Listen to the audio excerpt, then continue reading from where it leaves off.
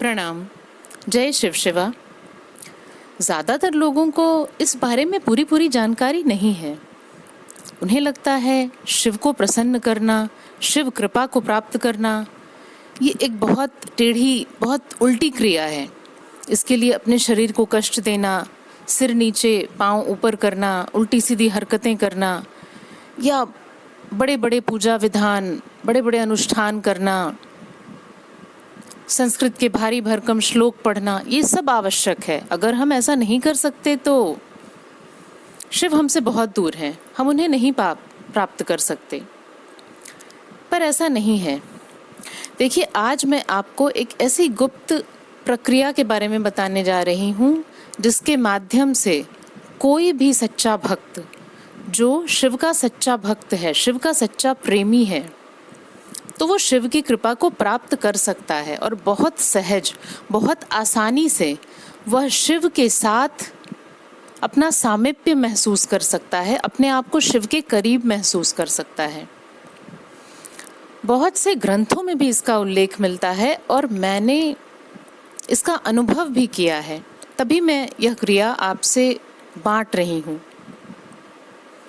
तो अगर आपको शिव से प्रेम है और आप उनकी भक्ति को पाना चाहते हैं, उनकी कृपा को पाना चाहते हैं, चाहे किसी भी रूप में, किसी भी तरीके से, तो आज मैं आपको बताऊंगी शिव मानस पूजा के विषय में। शिव मानस पूजा, मानसिक पूजा, मानसोपचार, जो भी कह लें। तो इस विशेष पूजा पद्धति में आपको निश्चित तौर पर पूजन सामग्री की आवश्यकता नहीं होती।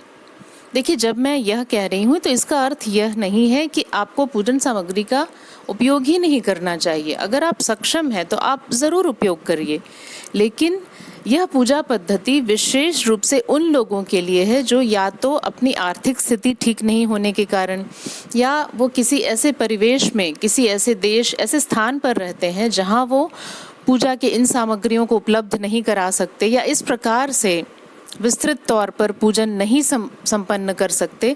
उनके लिए ये प्रक्रिया है। सावन का महीना चल रहा है और ख़ास तौर से आज ये बताने की आवश्यकता नहीं है कि विश्व के कोने कोने में शिव भक्ति का ऐसा नाद गूंज रहा है, ऐसा जैसे सागर की लहर बह चली है कि आप जिधर देखिए वहाँ आपको शिव भक्त मिलेंगे।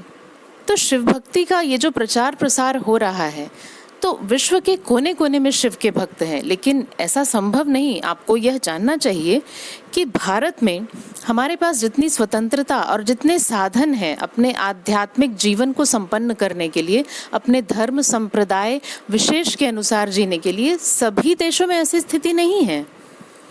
तो यह वीडियो खास तौर से मैं अपने उन सभी मित्रों और ऐसे सभी शिव भक्तों के लिए बना रही हूँ जो विश्व के दूर दूर के कोनों में है और जहाँ विशेष रूप से पूजन पद्धति को करते हुए और सभी पूजा सामग्री को उपलब्ध करा पाना जिनके लिए संभव नहीं है।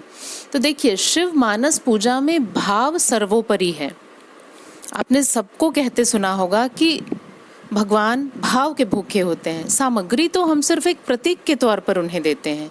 अगर आपके पास भाव है तो आपके पास सामग्री हो या ना हो कोई फर्क नहीं पड़ता। तो सुबह जब आप सोकर उठते हैं, आपकी आंखें खुले और आप नित्य क्रिया से निवृत्त हो जाएं, तब आपको क्या करना है? आंखें बंद करके बैठ जाइए। बेहतर होगा उसके पहले अगर आप प्राणायाम कर लें, ताकि आपकी ऊर्जा का स्तर संतुलित हो सके, एक बैलेंस बन सके। उसके बाद आप आंखें बंद करके बैठ जाएं और भाव कीजिए, आप जिस भी रूप में शिव की पूजा करते हैं, जिस भी रूप में आप शिव से प्रेम करते हैं, चाहे वो आपके पिता हैं, चाहे वो आपके प्रेमी हैं, चाहे वो आपके सखा हैं, चाहे वो आपके भाई हैं, चाहे वो आपके गुरु हैं, कोई किसी भी रूप में शिव को याद कर सकता है, भज सकता है। तो आप जिस भी रूप में शिव से प्रेम करते हैं, उनसे आपका जुड़ाव है।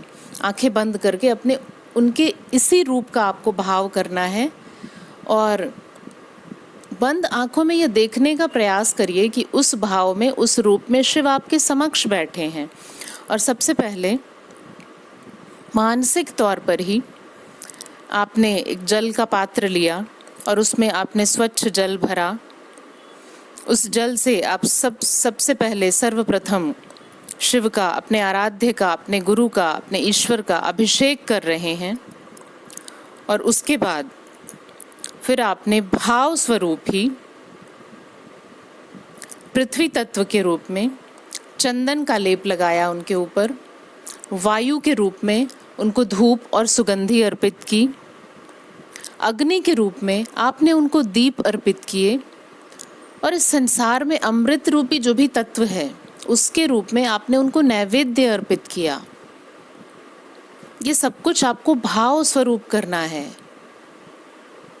लेकिन ये एक रूप से प्रत्यक्ष तौर पर आपके मन के भीतर चल रहा होता है। देखिए, इस क्रिया को समझ पाना सबके लिए आसान नहीं होगा, इसलिए मैं आपको बता दूं कि इस प्रक्रिया और इस भाव का पूरा पूरा क्या प्रभाव है, यह जांचने के लिए और इसे महसूस करने के लिए आपको इसे संकल्प लेकर कम से कम 21 दिन लगातार करना चाहिए। तभी आप जान पाएंगे और तभी आप देख पाएंगे, तभी आपको अनुभव होगा कि इस पूजन प्रक्रिया, इस पद्धति का क्या प्रभाव होता है और क्या कुछ आपके सामने रहस्य उजागर होने लग जाते हैं। और इसके बाद आपको भाव स्वरूप ही उनकी आरती उतारनी है। उनको पुष्प से आप अभिषेक करें, जैसे हम पुष्पांजलि करते हैं।